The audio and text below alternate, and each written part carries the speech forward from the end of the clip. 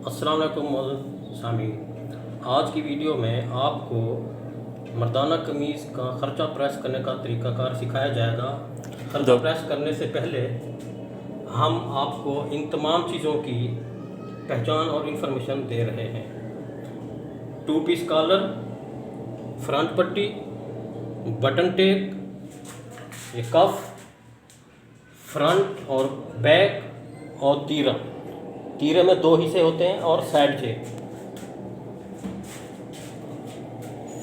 दोस्तों, हमारे चैनल को सब्सक्राइब करें और बेल आइकन को प्रेस करें ताकि नई वीडियो आसानी से आप तक पहुंच सके। बिस्मिल्लाहिर्रहमानिर्रहीम। ये 2 पीस में 2 हिस्से होते हैं, एक छोटा और एक बड़ा। जो बड़ा हिस्सा है वो इस तरह से इसको प्रेस करना है।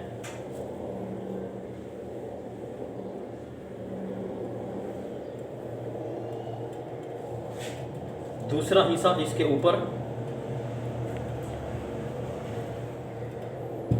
नीचे इतना फासला ये स्टिचिंग अलाउंस के लिए हो।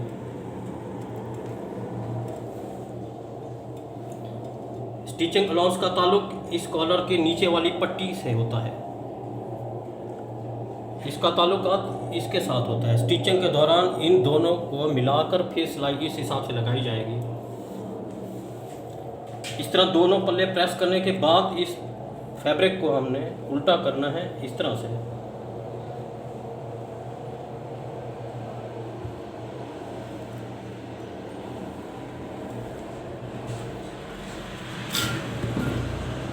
प्रेस होने के बाद इसका दूसरा हिस्सा, ये जो कॉलर के नीचे की तरफ स्टिच किया जाएगा,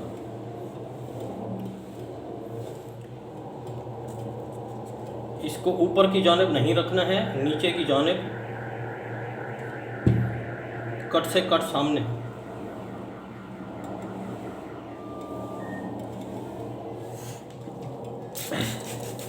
इसके बाद कट लगाने हैं ताकि बआसानी फोल्ड किया जाए।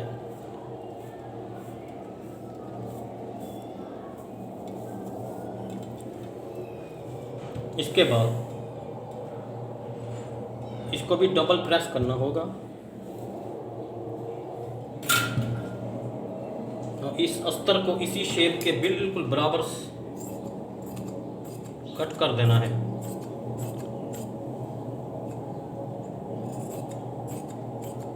और इस तरफ से कट लगाना है ताकि स्टिचिंग के दौरान इस अस्तर का ताल्लुक इसी तरफ रहे, दूसरी साइड से ना हो जाए।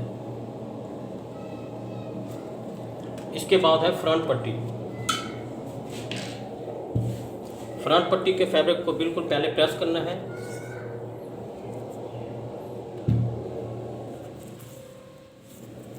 तकरीबन 1 cm फोल्डिंग अलाउंस। सिंपल पानी का शावर इसके ऊपर लगाना है ताकि प्रेस से बआसानी बैठ जाए। इस तरह से डबल फोल्डिंग।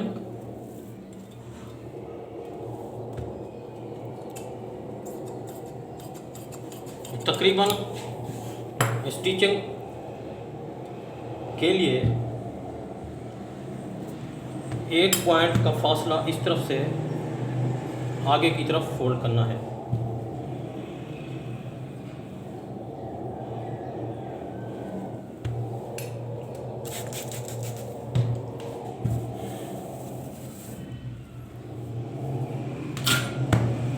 और तकरीबन 3 cm का फासला कट करना है इस बुकरम से ऊपर। 3 cm।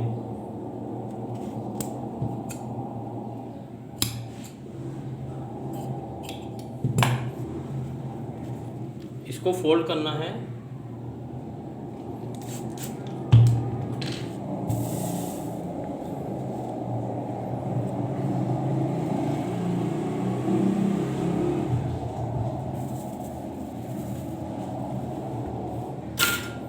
इसके बाद एक्स्ट्रा पीस कट कर देना है।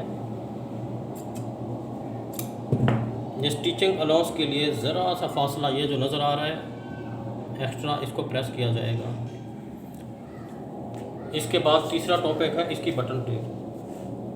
पॉइंट।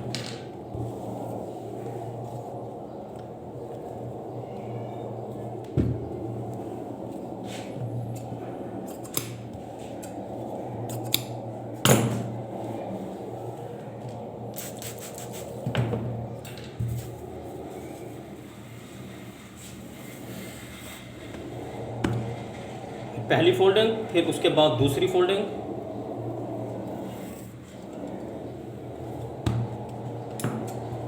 तीसरी फोल्डिंग के लिए 1 cm या 1.5 cm फासला फोल्डिंग के लिए।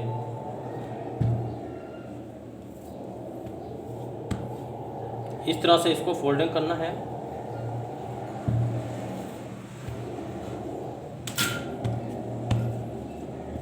इसके बाद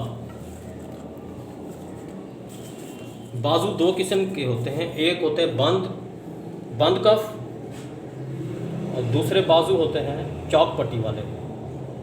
इस कस्टमर की ख्वाहिश है कि बंद कफ वाले बाजू तैयार करके दीजिए।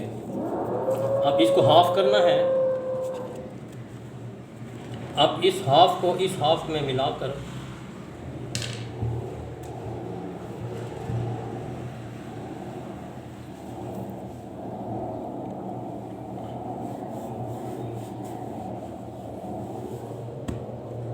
इस तरह से प्रेस करना है।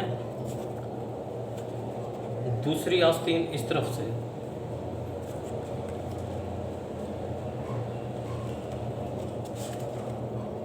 हाफ को हाफ के साथ मिलाना है।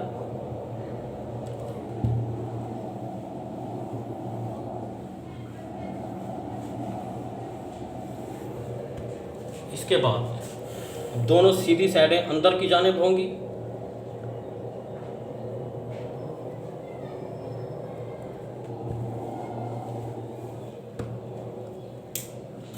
शिकल में इसको प्रेस करके रखना है।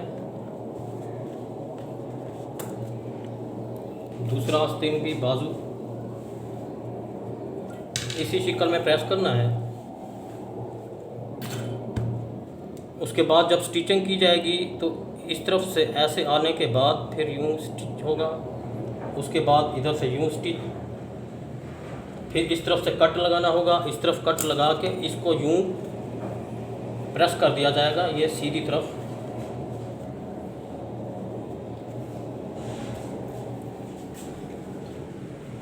बंद कफ कहलाता है।